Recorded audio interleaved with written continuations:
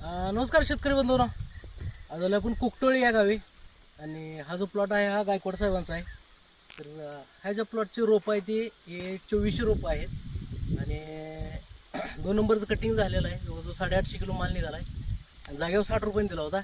तर आता तिसरं कटिंग 4 दिवसात येणार आहे. तर माल बघा, तर माल दाखवा.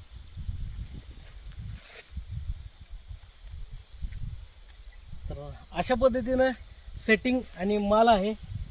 तर बघू शकता.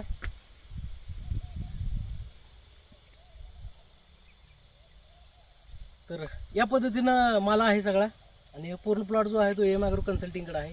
तर पूर्ण प्लॉट असं बघू शकता. कुठलंही झाड जर बघितलं तर याच्यावर मिरची अशीच दिसते. तर